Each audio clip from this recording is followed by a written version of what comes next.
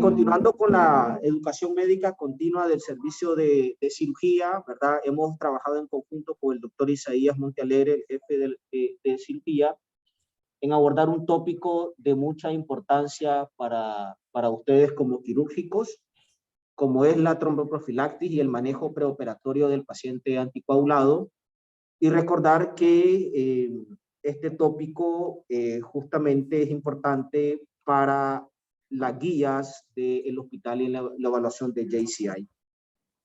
A los colegas que nos acompañen en línea, les pedimos que por favor silencien su micrófono, ¿verdad? Para evitar algún distractor. Y en esta ocasión vamos a tener pues a una expositora de lujo, una paisana nicaragüense, la doctora Cindy Gutiérrez Chavarría. Ella es especialista en medicina interna egresada del Hospital Fernando Vélez-Pay. Posteriormente realiza sus estudios de su especialidad en hematología clínica en el Instituto Nacional de Cancerología de México, donde tuvo el privilegio, siendo extranjera, de ser jefa de residente, y actualmente es fellowship del curso de alta especialidad de trasplante de células hematopoyéticas de dicho instituto. Sin mayor preámbulo, doctora Gutiérrez, le cedo la palabra. Muchas gracias. Muchas gracias, doctor. No me deja iniciar el video porque el hospedador lo detuvo. Ok, danos un momento, Cindy. ¿Listo? ¿Prueba ahora? Ya. Muy buenas tardes a todos. Muchas gracias por estar el día de hoy con nosotros. Vamos a dar inicio a la plática del día de hoy como parte del programa de educación médica continua del servicio de cirugía.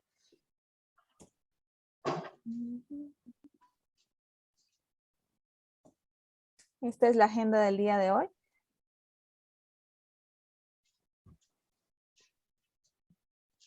A manera de introducción, como todos nosotros sabemos, la trombosis es una de las principales complicaciones de los pacientes hospitalizados. Esta se puede presentar como una trombosis venosa profunda o un tromboembolismo venoso o la embolia pulmonar. La tromboprofilaxis, como todos nosotros sabemos, reduce el riesgo de que ésta se desarrolle intrahospitalariamente en 50-60% de los casos. No se conoce el número exacto de personas que son afectadas por la tromboembolia venosa profunda, sin embargo, en Estados Unidos la incidencia es de 1 a 2 por cada 1000 personas. De esto se estima que entre 60,000 y 100,000 estadounidenses mueren por un evento tromboembólico profundo o una embolia pulmonar. 10 a 30% de estas personas van a morir en el primer mes del diagnóstico, 33% van a tener una recurrencia a 10 años y la muerte súbita es el principal síntoma en el 25% de estos pacientes. Cuando nosotros iniciamos un evento quirúrgico y la tromboprofilaxis, debemos de considerar cuáles son los factores de riesgo que tiene mi paciente, cuál es el tipo de intervención que voy a realizar en mi paciente. Estas son las escalas médicas que se deben de evaluar en la valoración preoperatoria y las más estudiadas, como ustedes pueden apreciar en pantalla, son estas 5. Sin embargo, para nosotros los que tienen un mayor impacto clínico es la escala de Padua y la escala de Improve. Como les explicaba, la escala de Padua es una escala sencilla en el que se va dando un puntaje por cada uno de los antecedentes que tiene el paciente, si hay antecedente de una enfermedad tromboembólica venosa, si el paciente padece de trombofilia, si es un cáncer activo, la inmovilidad que se caracterizó en los diferentes estudios que validaron estas escalas, los mínimos son de 72 horas, máximo de 7 días. Si la cirugía fue en menos de un mes, si hay antecedente de trauma, la edad, algunas guías recomiendan más de 65 años como un factor de riesgo. En la escala de Padua es más de 70 y en la escala de Improve es mayor de 60. El paciente que tiene una cardiopatía isquémica tiene un factor de riesgo a considerar, las mujeres en terapia hormonal y aquellos pacientes que tienen condiciones infecciosas o inflamatorias que aumentan el riesgo protrombótico per se por el daño y la disfunción del endotelio. Entonces, cada una de estas escalas tiene un valor de riesgo que se ha caracterizado y como ustedes pueden apreciar, la mayoría de ellas tiene un valor de corte de 4 puntos, a excepción de la escala Improve. Esta con un riesgo mayor o igual de 2, el paciente tiene el riesgo de desarrollar en esa hospitalización 11 veces más que un paciente que no tuviera estos riesgos. Entonces, para dar inicio en el manejo de la tromboprofilaxis del paciente prequirúrgico, debemos recordar en la evolución de las heparinas, de los métodos farmacológicos que fueron descritas por primera vez en 1916, empleadas en los seres humanos en los años 30. En los años 70 ya se empezaban a utilizar las dosis subcutáneas de heparina como profilaxis antitrombótica. Luego se describen cada vez más que hay fragmentos de heparinas que pueden modificar el uso y la vida media de las mismas. En 1985 se publica la heparina de bajo peso molecular. En el año del 2000 el Fondaparinux y en el 2000 también se publican los nuevos anticoagulantes orales. Bueno, a manera de recordatorio, ¿cuáles son los mecanismos anticoagulantes? Como todos sabemos, los targets hoy en día, apixaban, edoxaban, rivaroxaban y Fondaparinux, su target es el 10A. Cuando nosotros hablamos de los targets de la trombina como argotroban o dabigatran, es fácil recordar esta nomenclatura porque nos van poniendo ciertas sílabas que nos introducen al mecanismo de acción y podemos recordarlo de manera más fácil en la academia. ¿Quiénes comparten ciertos mecanismos? Las heparinas. La heparina de bajo peso molecular tiene un efecto anti-10A muchísimo mayor que el efecto que tiene sobre la trombina. Y la heparina sódica que también tiene un efecto sobre la trombina.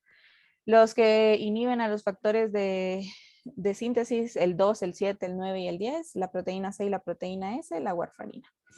Entonces, esta plática está basada en las recomendaciones de la Sociedad Americana de Hematología para la profilaxis del evento tromboembólico en los pacientes quirúrgicos hospitalizados. Ellos establecen diferentes escenarios. Vamos a empezar con la cirugía ortopédica. Para aquellos pacientes que son sometidos a una artroplastía total de cadera, una artroplastía total de rodilla, el panel sugiere el uso de aspirina o de los anticoagulantes. En el caso de los anticoagulantes se prefieren sobre todo los DOACs sobre la heparina de bajo peso molecular y evidentemente cualquier anticoagulante que esté aprobado para su uso se prefiere sobre la heparina y sobre la warfarina. En aquellos pacientes que van a ser llevados a una reparación de fractura de cadera, el panel de Lash recomienda la heparina de bajo peso molecular o la heparina no fraccionada. Entonces, hablando de los agentes antiplaquetarios, debemos de recordar que estos lo que hacen es una activación en el receptor de superficie de las plaquetas, generan una señalización intracelular que hace que la plaqueta evite su agregación plaquetaria. ¿Cuáles son las diferentes moléculas que tenemos disponibles y que nos pueden ayudar para una profilaxis o una tromboprofilaxis secundaria? Tenemos desde los antagonistas del receptor de ADP, los inhibidores de la COX-2, los inhibidores del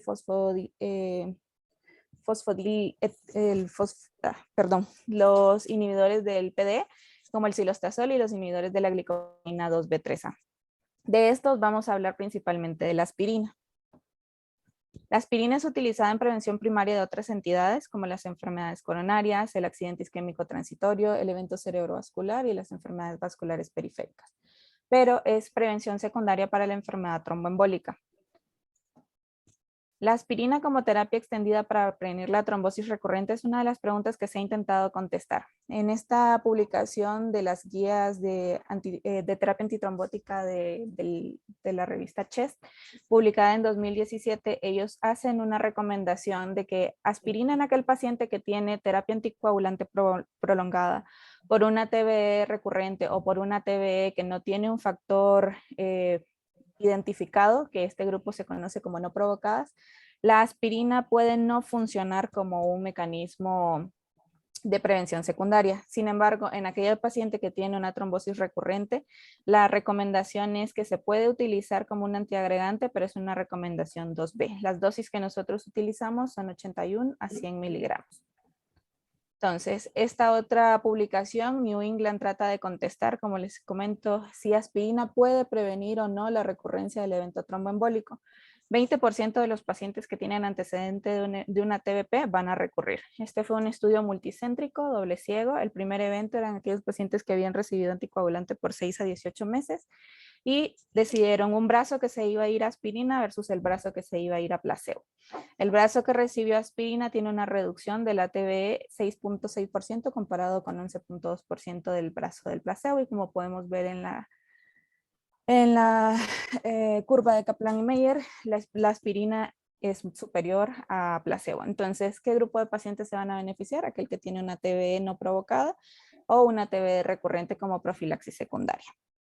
Los pacientes que están en modalidad de tratamiento con cáncer, aquellos pacientes que usan talidomida, pomalidomida, lenalidomida o esteroides, son pacientes que tienen per se incremento del riesgo tromboembólico. Y estos pacientes, cuando los tenemos hospitalizados, ya sea para un evento quirúrgico, una biopsia, son pacientes que debemos de considerar que ya tienen o deberían de tener un antiagregante plaquetario. El paciente con mieloma múltiple, por la neoplasia y el estirpe que tiene, solo per se a la enfermedad tiene el riesgo de desarrollar una TBP del 2 al 3%. Si a esto le agregamos que la talidomida y el esteroide incrementan el riesgo hasta un 40%, el doctor Palumbo, que es uno de los autores que más escribe sobre el mieloma, trató de comparar si estos pacientes se beneficiaban de una profilaxis con aspirina versus warfarina o versus heparina de bajo peso molecular, dado que es una entidad que se caracteriza por la hiperviscosidad sanguínea. Sin embargo, como podemos apreciar, aspirina no es inferior a las otras terapias, por lo cual para nosotros sigue siendo el antiagregante plaquetario y el tromboprofiláctico para trombosis arteriales preferible en este grupo de pacientes. Este es un estudio también publicado en pacientes con artroplastía de las extremidades inferiores. Fueron 11.459 pacientes sometidos a artroplastía total de cadera, total de rodilla y unicompartimental de rodilla. El objetivo de este estudio era evaluar si la aspirina como único agente en la tromboprofilaxis farmacológica tenía algún impacto en reducir los eventos de tromboembolia venosa profunda pulmonar y de TBP. Como ustedes pueden apreciar, hubo una reducción después de la artroplastía total de cadera en 0.39% de los pacientes y en la total de rodillas 0.44% de los pacientes. Entonces, este estudio le confiere a la aspirina que se puede utilizar como un agente seguro profiláctico principal en este grupo de pacientes ortopédicos. Para tratar de contestar la pregunta entre si comparar un antiagregante plaquetario con un DOAC en los pacientes que son sometidos a cirugía ortopédica, se llevó a cabo por el doctor Anderson David en 2018, esta publicación en New England, donde él trató de comparar la efectividad del rivaroxaban versus aspirina en los pacientes que fueron sometidos a este tipo de evento quirúrgico. Fue un estudio multicéntrico, doble ciego, de no inferioridad, cuyo objetivo primario era un evento tromboembólico sintomático y la hemorragia mayor. Ellos aleatorizaron a los pacientes. La intervención eran aquellos pacientes que iban a recibir como profilaxis rivaroxaban 10 miligramos una vez al día por 5 días y que iban a ser pasados a 9 días de aspirina versus el grupo que se quedaba a los 14 días con rivaroxaban. Como podemos apreciar los resultados primarios de este estudio, aspirina no es inferior al uso de rivaroxaban. La frecuencia del tromboembolismo venoso en ambos grupos es similar, igual para la tromboembolia pulmonar, para la TBP, y para cualquier hemorragia, aspirina, eso sí, confiere un mayor riesgo porque recordemos que inhibe la función de antiagregación plaquetaria. Entonces, los pacientes que recibieron 5 días de profilaxis con rivaroxaban posterior a la cirugía de cadera o de rodilla y los que recibieron tromboprofilaxis con heparina no fue significativamente diferente para el objetivo de prevenir la recurrencia del evento tromboembólico. No obstante, sí fue diferente para el evento hemorrágico o de sangrado. Entonces, cuando nosotros instauramos estas medidas o profilaxis, debemos de valorar el riesgo trombótico y el riesgo hemorrágico de los pacientes.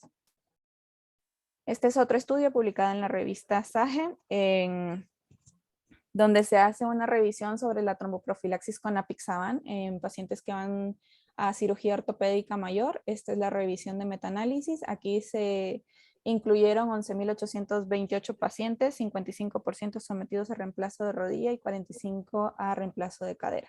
Ellos compararon apixaban 2.5 miligramos 2 veces al día versus heparina de bajo peso molecular a dosis estándar. Como ustedes pueden apreciar, esto es a favor de apixaban, esto es a favor de heparina de bajo peso molecular. Como pueden ver en pantalla, aparentemente no hay una tendencia que nos haga apuntalar versus el DOAC versus la heparina de bajo peso molecular. Sin embargo, cuando ellos hacen la revisión por sus objetivos y por el análisis multivariado, ellos ven que el riesgo de la tromboembolia pulmonar se incrementa en aquellos pacientes reduce en aquellos pacientes que fueron tratados con apixaban 40 miligramos al día, probaron 30 miligramos al día. Entonces, el único estudio que no demostró o que no cumplió los criterios para eliminar los sesgos y fue en fase 2 fue el estudio APROS. Entonces, cuando ellos excluyen al estudio APROS y calculan el riesgo de evento tromboembólico usando apixaban versus heparina de bajo peso molecular, apixaban sale como ganador. Utilizar apixaban 2.5 miligramos 2 veces al día reduce el riesgo de una trombosis en 39.3% de los pacientes en relación a la heparina de bajo peso molecular. Cuando comparamos un medicamento de vía oral con un medicamento que implica estar funcionándose 2 veces al día o 1 vez al día, este confiere una mayor ventaja para el medicamento vía oral porque es menos doloroso.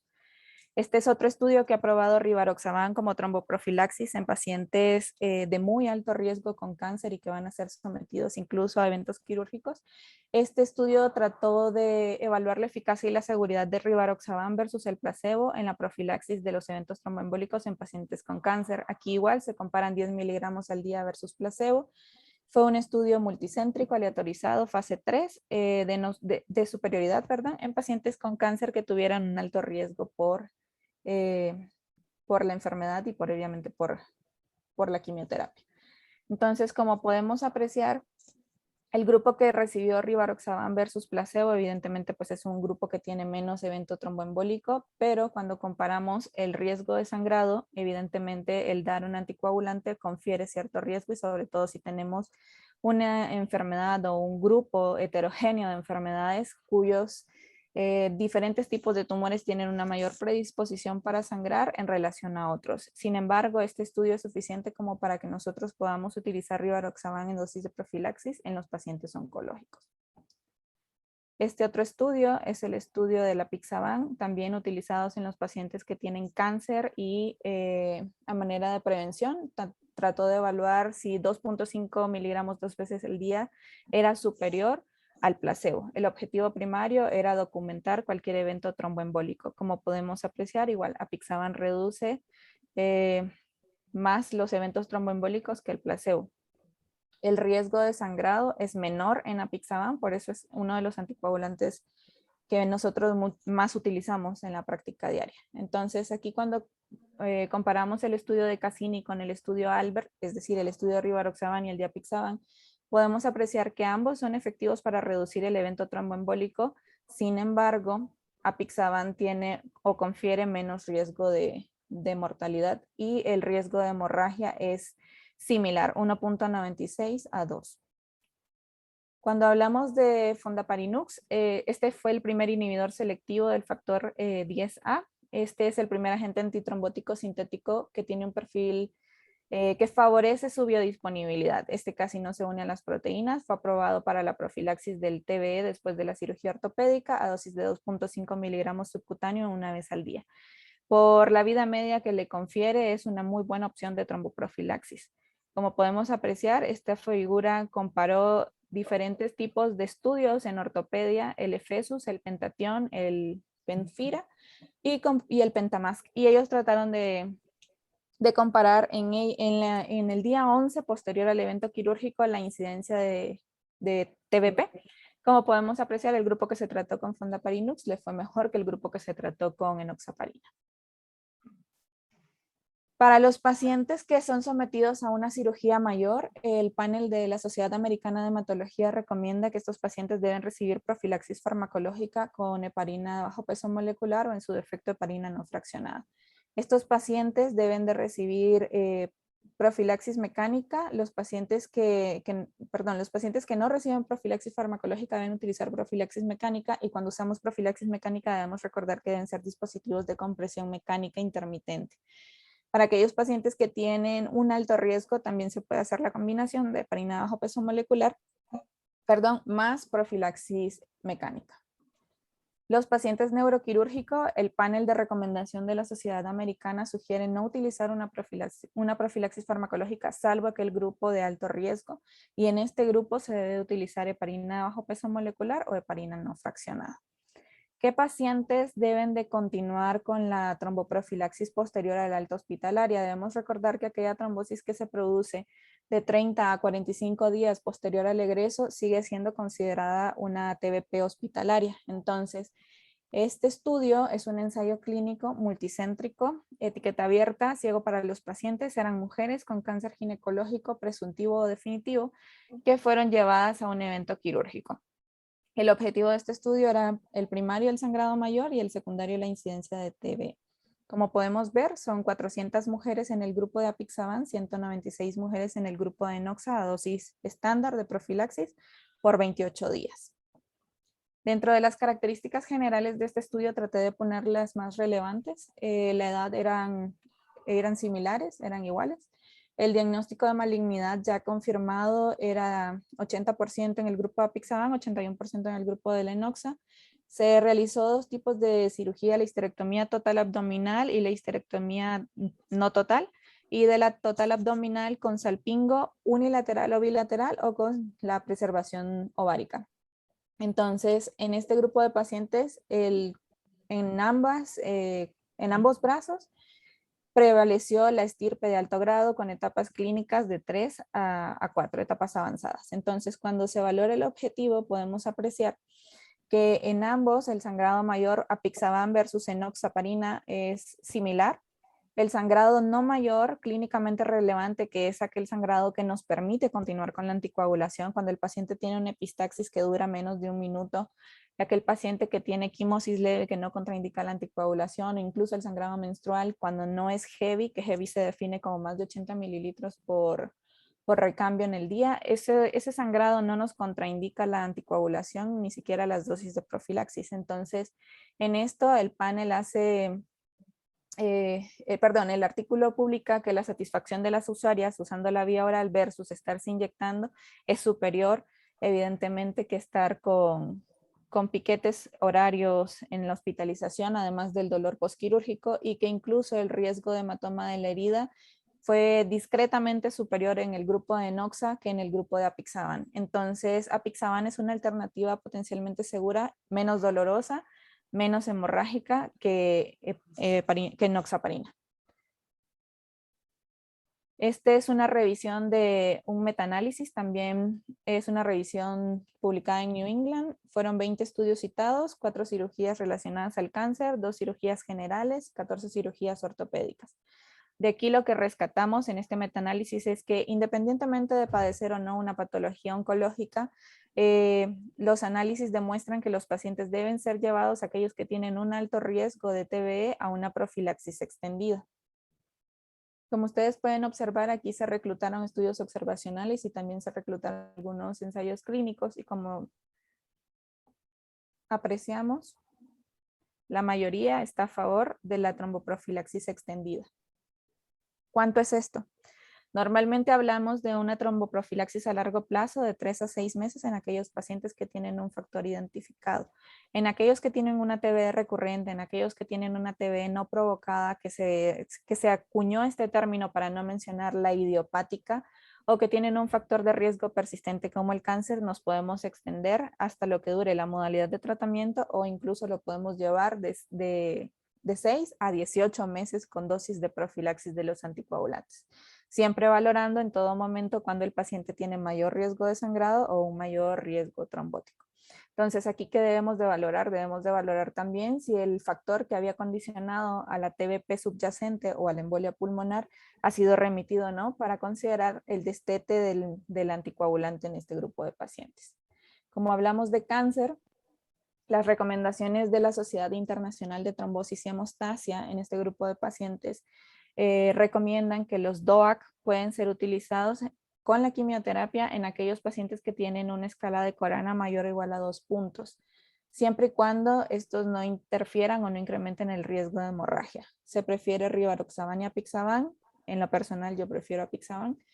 El uso de los DOACs hasta 6 meses después de haber iniciado la quimioterapia, monitorear el conteo plaquetario y las complicaciones hemorrágicas, y la heparina bajo peso molecular en pacientes ambulatorios que tienen alto riesgo de seguridad con los DOACs, sobre todo aquellos que tienen neoplasias gastrointestinales. Durante la hospitalización, a manera de conclusión, los pacientes prequirúrgicos se deben de valorar sus factores, tanto hemorrágicos como tromboembólicos. Se prefiere el uso de la heparina a bajo peso molecular en la mayoría de los eventos quirúrgicos y hay evidencia pues, que justifica el empleo de los DOACs hoy en día a las dosis ya mencionadas. Considerar siempre el tipo de intervención quirúrgica al inicio de la tromboprofilaxis farmacológica. ¿Qué hago cuando mi paciente está anticoagulado? ¿Cómo debo manejar el perioperatorio? Entonces, hay que cambiar ciertos paradigmas, sobre todo porque estamos acostumbrados a que lo que se queda con el tiempo puede convertirse en ley. Estas fueron dos preguntas que se presentaron en el panel de la ISTH del 2021. ¿El uso de la heparina carece de valor terapéutico previo al evento quirúrgico al suspender los antagonistas de la vitamina K? El manejo de los DOAC está basado en sus propiedades farmacocinéticas y no requiere estudio de laboratorio previo a la cirugía. Entonces, para dar inicio al primero, este es un caso ilustrativo.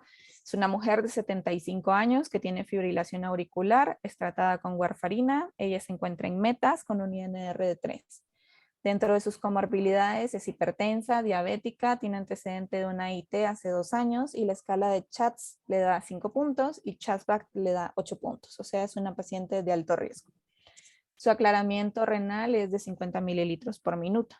Ella tiene una cirugía programada de resección de colon por cáncer de colon y en el manejo multidisciplinario uno de los médicos comenta que se necesita puentear con heparina y otro colega comenta que no se necesita el puenteo. ¿Qué opina el panel?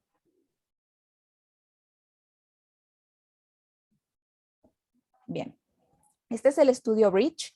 Este es un estudio que se diseñó para valorar que estos pacientes se beneficiaran o no se beneficiaran de retirar o de ponerle una dosis de heparina antes del evento quirúrgico. Fueron 1,884 pacientes con FA. Como ustedes pueden apreciar en pantalla, la warfarina se suspende 5 días antes del evento quirúrgico e iniciaron ellos el grupo que se fue a dalteparina versus el grupo que se fue a placebo en el día -3 al evento quirúrgico, siendo el evento quirúrgico el día 0. Entonces, estos pacientes restauraron la dosis de warfarina en las primeras 24 horas posterior al evento quirúrgico. Asimismo, iniciaron dalteparina el grupo que había estado en el brazo previo a la cirugía y el grupo de placebo. Estos pacientes fueron pacientes que fueron categorizados como bajo riesgo de sangrado y en aquellos pacientes que tenían alto riesgo de sangrado iniciaron la dalteparina 48 a 72 horas después. Entonces, como vemos, los pacientes desarrollaron tromboembolismo arterial en ambos grupos. El grupo del puenteo 0.3 versus 0.4 para el que no se puenteó. Entonces, es un riesgo similar con una P estadísticamente significativa.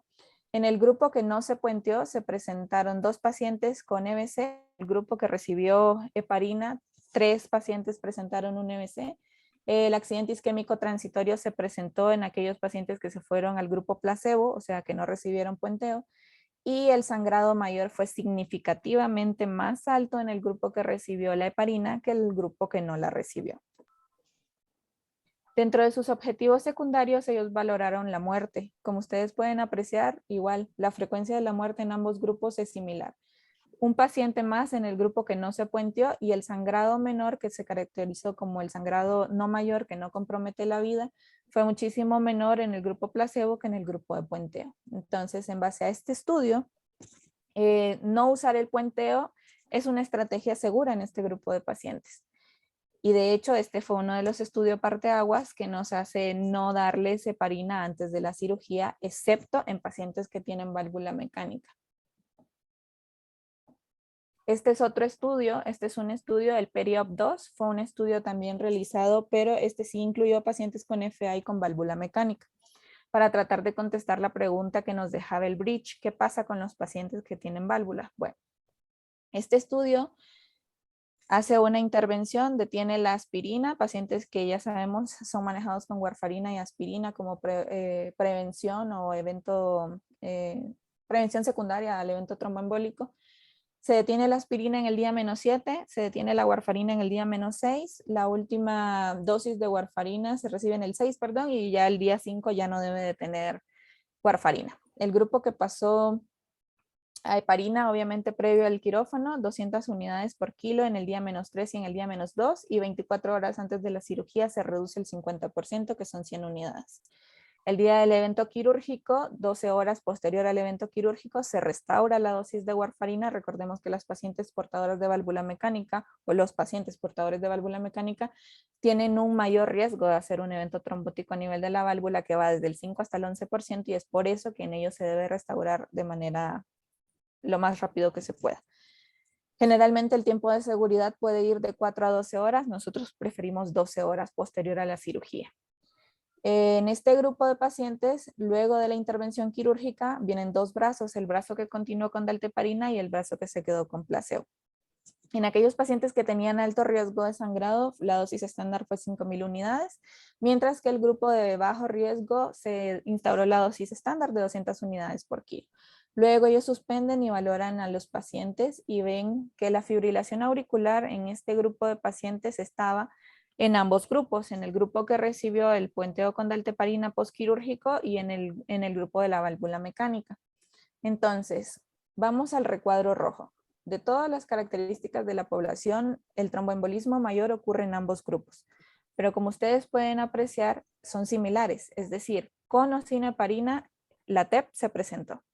El sangrado mayor se presenta en aquellos grupos, se presentó en 2 pacientes más que en el que recibió la dalteparina.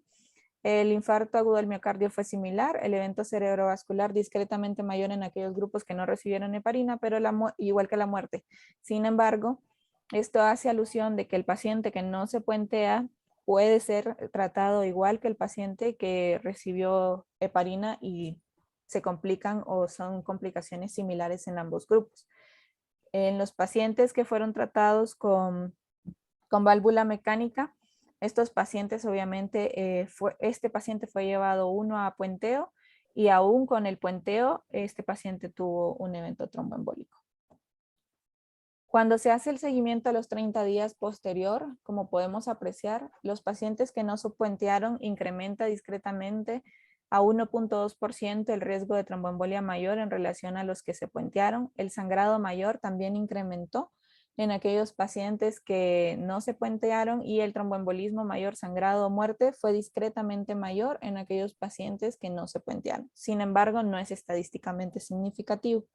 Como conclusión, Michael Kovacs, que es uno de los que más escribe sobre trombosis y válvulas, ellos recomiendan que en pacientes que tienen FA o válvula cardíaca a los que se le interrumpe la warfarina para un procedimiento, no hay un beneficio significativo para puentear posterior al evento quirúrgico con dalteparina para prevenir la tromboembolia mayor.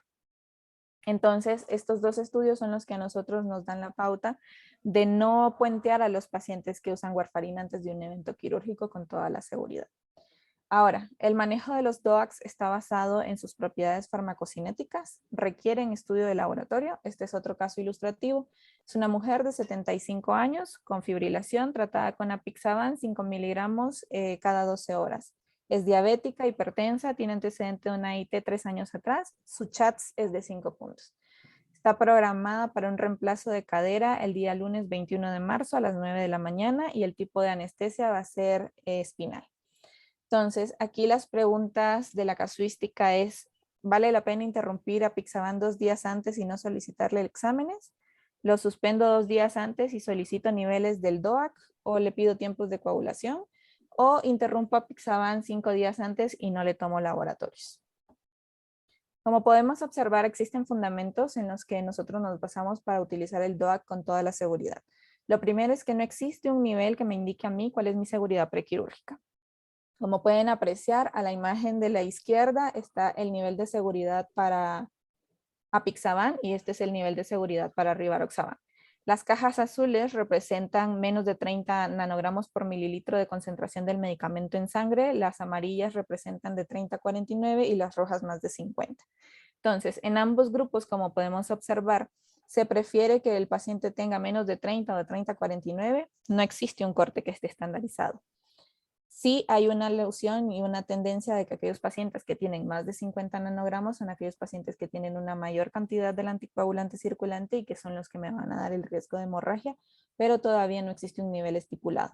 Ahora, El que yo tenga el nivel de mi DOAC normal tampoco me asegura una hemostasia que no esté alterada. Como ustedes pueden observar en las cajitas, en dependencia de los rangos, aquí tenemos 19, 25, esta es la línea para el 30, esta es la línea para el 50. Aunque yo tenga mi valor normal, existe una población de bajo riesgo y de muy alto riesgo que todavía tiene el efecto residual del anticoagulante y de los antiplaquetarios. Ocurre lo mismo para Apixaban como para Rivaroxaban. Entonces, no me sirve medir un nivel para estandarizar si mi paciente está o no en meta para llevarlo a un evento quirúrgico. Por eso es que hoy en día no se utiliza como rutina. Hemos empleado la información basada en los artículos, la información basada en las publicaciones, en Ns ampliamente significativas que nos dicen que estos grupos de medicamentos tienen bajas tasas de sangrado y de embolia pulmonar. Además, debemos de considerar la vida media de cada uno de los medicamentos o de las herramientas antitrombóticas que disponemos. Recordemos que la heparina no fraccionada, su vida media va de 45 a 60 minutos. La heparina bajo peso molecular 3 a 4 horas, la warfarina 36 a 92 horas, a 42 horas y el acenocumarol de 12 a 14 horas. Entonces, cuando nosotros comparamos la vida media, el pico de acción y la vida de eliminación, los DOAC siguen siendo atractivos para nosotros porque empiezan un pico máximo a las 3 horas y se pueden permanecer en circulación hasta 14 horas. Esta es la evidencia que soporta el uso de los DOACs aunados a su farmacocinética. Estos 4 artículos se los dejo y se los comparto para que vean que existe evidencia robusta que nos permite utilizar los nuevos anticoagulantes orales. Aquí la pregunta es ¿cuándo yo debo suspender el DOAC? En los pacientes que tienen bajo riesgo, esto va a depender obviamente del tipo de DOAC y del tipo de cirugía. En los pacientes que tienen un evento quirúrgico que tiene alto riesgo de sangrado, yo debo suspender al menos 3 vidas medias. Es decir, yo debo suspender 2 días antes mi Apixaban. No así en aquel paciente que tiene bajo riesgo de sangrado. Yo con toda seguridad lo suspendo 24 horas antes del evento quirúrgico y lo puedo reiniciar en el día +1. Porque evidentemente el paciente posterior al evento quirúrgico, las primeras 24 horas se queda con enoxaparina.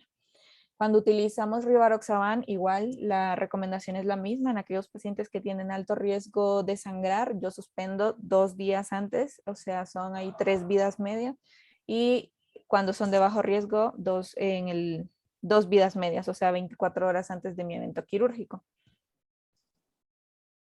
A manera de conclusión, el uso de la heparina ya no tiene el valor terapéutico que nosotros considerábamos o creíamos antes para hacer el puenteo antes del evento quirúrgico, excepto en aquellos pacientes que tienen válvula mecánica o que van a ser llevados a un reemplazo de válvula.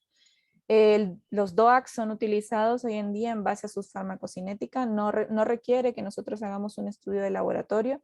Yo puedo suspender 2 días antes de una cirugía mayor y en la cirugía menor un día antes. Ahí me equivoqué cuando la escribí. Pues muchas gracias.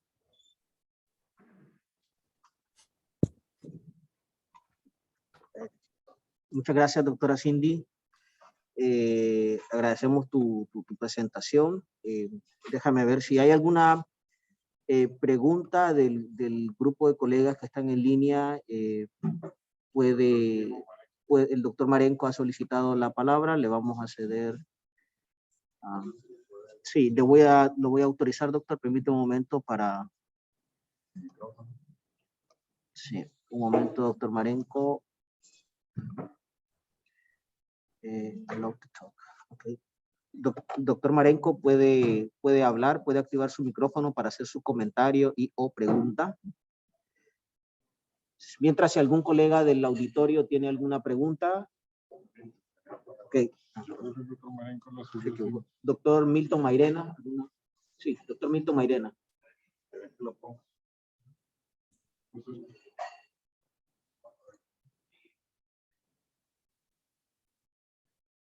Mi pregunta básicamente para la doctora es sus recomendaciones en cuanto al paciente quirúrgico que está anticoagulado por los diferentes grupos, ¿no? Y que lo hay que operarlo de urgencia en una cirugía mayor. ¿Escuchaste, doctora? No. Ok, en pacientes que están tomando cualquier anticoagulante, ya sea DOA o alguna otra opción, y llega a la emergencia con una indicación quirúrgica, Ujú. ¿Qué recomendación harías al respecto? En el paciente que está con heparina no fraccionada es sencillo, se revierte con la protamina. En el paciente que está con warfarina, que es lo que utilizamos más comúnmente en Nicaragua, se puede utilizar la vitamina K, que ya sabemos que su efecto va a empezar en 72 horas y se puede corregir en el momento en el que va a ser llevado al evento quirúrgico con plasma fresco congelado. En el grupo de los DOAC todavía no existen, o sea, está el Andexanet, pero no está disponible, pues, o sea, como antídoto para la antidiesa. Entonces, mi recomendación sería en un paciente que está anticoagulado, que necesita ir a quirófano, en el momento en el que va a ir, solicitarle plasma fresco congelado.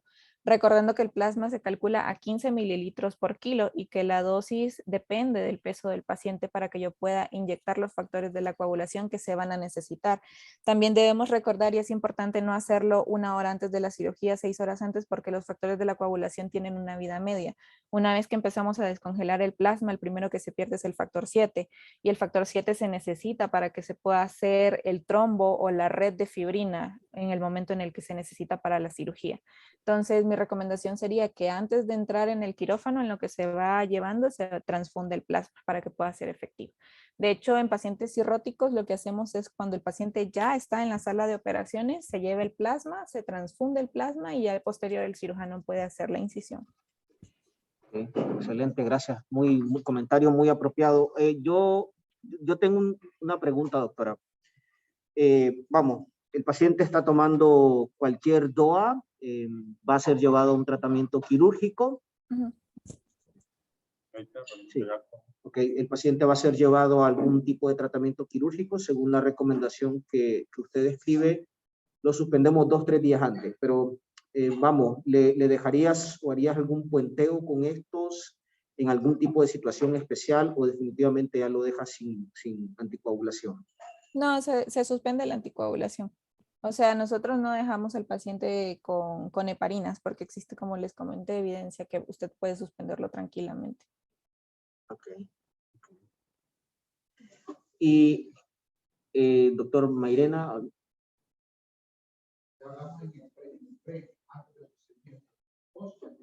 Ok, ¿al cuánto tiempo de los pacientes que has suspendido le reiniciarías la anticoagulación? En pacientes tal vez que están tomando el medicamento o alguna otra recomendación al respecto. Del Es inicio. que, exactamente, depende. Si está con warfarina, 4 a 12 horas posterior al evento quirúrgico, siempre y cuando obviamente no haya sido un choque hemorrágico grado 4, podemos iniciar tranquilos el mismo día de la intervención, 4 a 12 horas después. Esto recordemos que se tiene que valorar el sangrado que ya es secular, que muchas veces lo vemos por los drenos, que es un sangrado no reciente, sino un sangrado que se queda en cavidad o que se tiene que eliminar por cavidad, que no debe confundirnos con un sangrado activo nuevo, ¿no? Entonces, en este grupo de pacientes, si la cirugía estuvo normal o es un procedimiento que no tuvo mayor complicación, se puede reiniciar de 4 a 12 horas.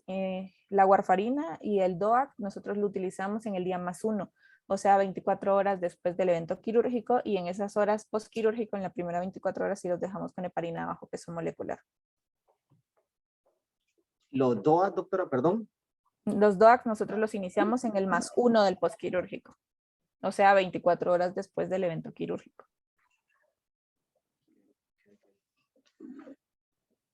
¿Algún comentario, pregunta? Un momento, doctora. Doctores, ¿algún comentario adicional?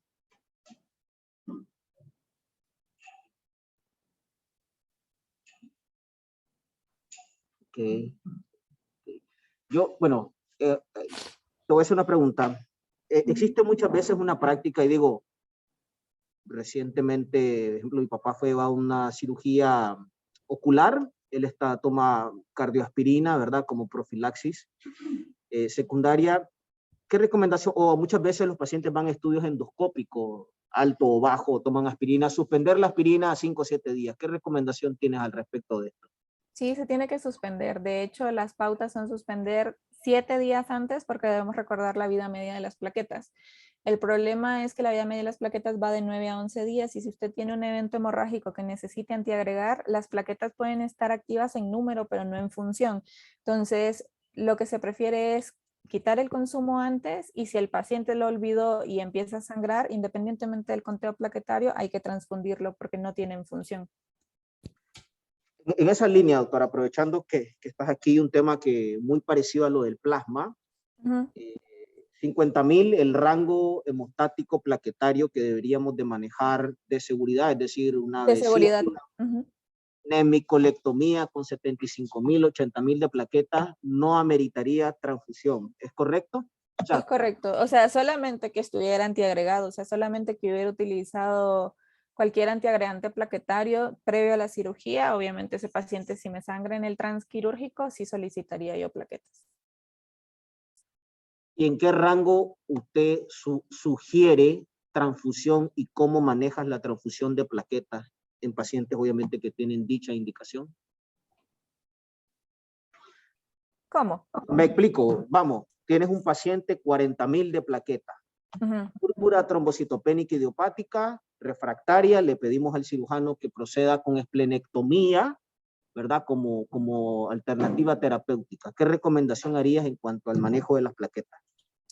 Lo que pasa es que una vez que se cierra la arteria esplénica, obviamente las plaquetas que están secuestradas se liberan, doctor. De hecho, usted toma una biometría transquirúrgica y las plaquetas se van a elevar a un conteo normal.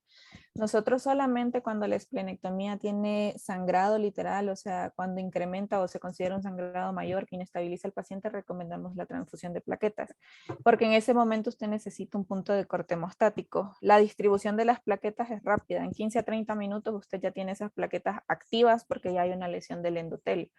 Entonces, solamente si el paciente tuviera un sangrado mayor transquirúrgico en una esplenectomía, nosotros recomendaríamos la transfusión transquirúrgica, pero no previo a la cirugía.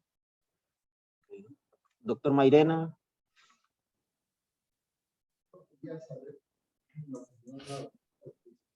Solamente la guía clínica endoscópica y contemplación lo que recomienda es si el paciente tiene un paciente con alto, que tiene un factor de riesgo alto, una razón médica, se hace una división, ¿no? De los procedimientos diagnósticos, endoscópicos, tomas de biopsia 5, y los procedimientos terapéuticos básicos y avanzados. Entonces, en los procedimientos diagnósticos con o sin toma de biopsia 5, con la crisita pequeña, lo que he entendido es que las guías clínicas hablan de nosotros para los riesgos. Ok. No así, evidentemente, con procedimientos mayores.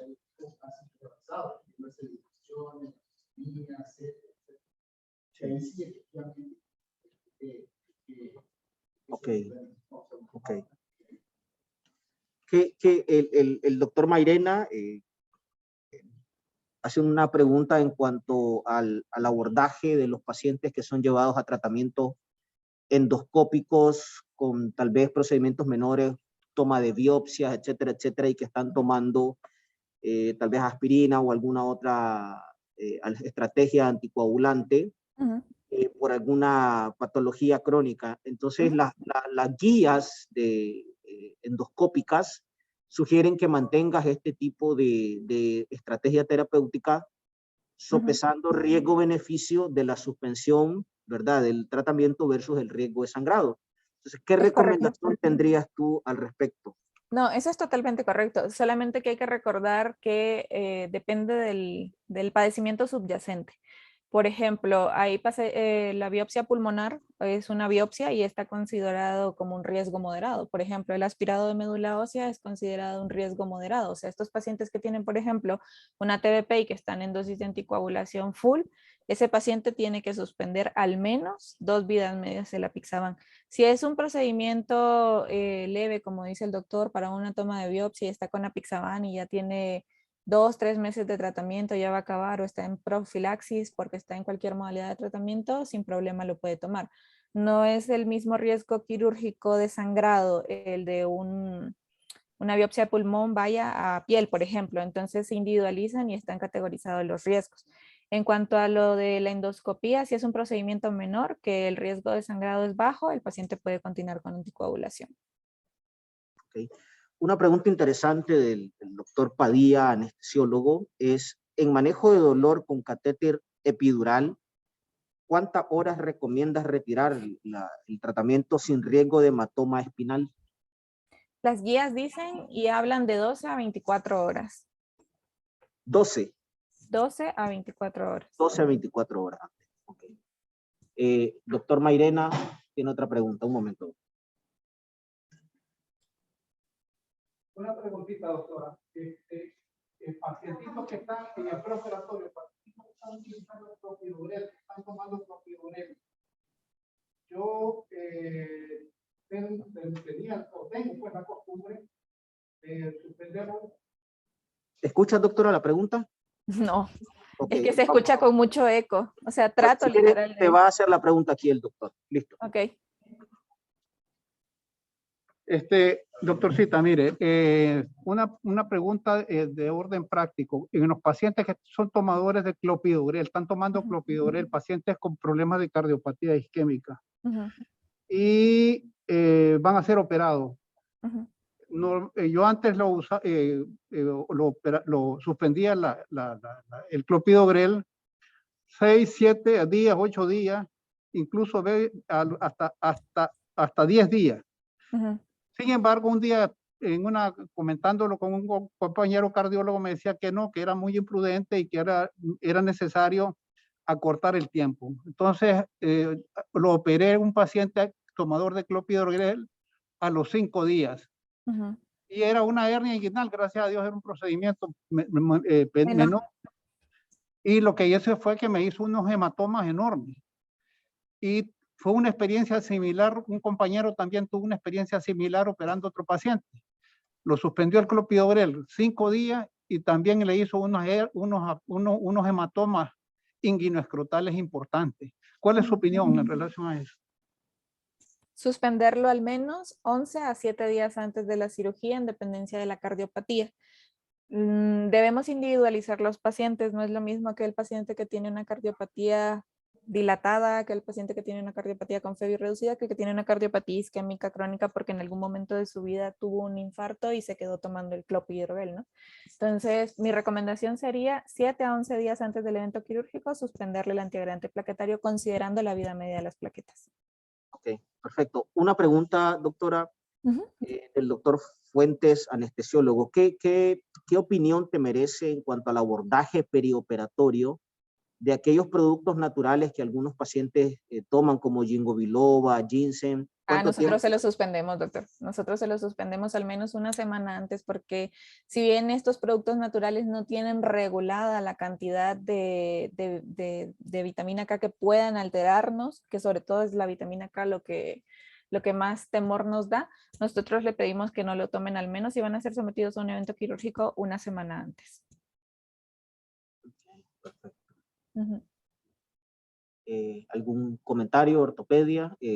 Doctor, una pregunta. Uh-huh.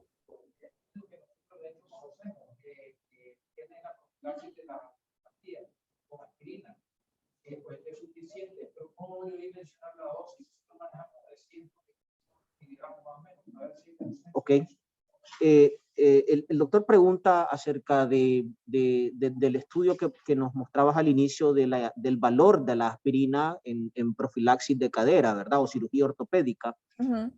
Más o menos, tal vez, aquí la dosis que se recomienda 325, pero en base al estudio o experiencia de usted, ¿qué recomendación? Nosotros le damos 81 a 100 miligramos como dosis de profilaxis. No damos la de 325. Okay. Damos dosis más bajitas. Uh-huh. ¿La recomiendas a partir de qué día, doctora, en cirugía ortopédica? Es que se utiliza incluso desde que el paciente obviamente ya salió del evento quirúrgico. Usted lo puede utilizar 24 horas después si no hay una complicación mayor, o sea. Ok. Dosis bajo, 81 miligramos. Uh-huh. Ok. ¿Alguna pregunta? Déjame ver si en el chat, si alguien tiene en el chat algún comentario adicional, por favor. O quiere la palabra, con todo gusto le cedemos el micrófono. Ok. Bueno, creo que no tenemos ninguna pregunta. Doctor Guillén, va. Doctor Montealegre. Bueno, solamente muchas gracias, doctora Gutiérrez. Agradecemos tu presentación, ¿verdad? Y Muchas gracias a ustedes por invitarme. Le cedo la palabra al doctor Isaías Montealegre. Gracias, doctora Cindy. Muchas gracias a ustedes. Gracias, doctora. Vamos a pedirle que pueda parar de compartir pantalla. Ya la tenemos. Ok. Gracias nuevamente, doctora Gutiérrez, por excelente plática. No, muchas gracias a ustedes. Sí, bueno, para la gente que se conectaron, muchísimas gracias. Vamos a hacer unos anuncios por aquí. Les deseamos una feliz tarde y nos vemos en la próxima. Saludos. Saludos.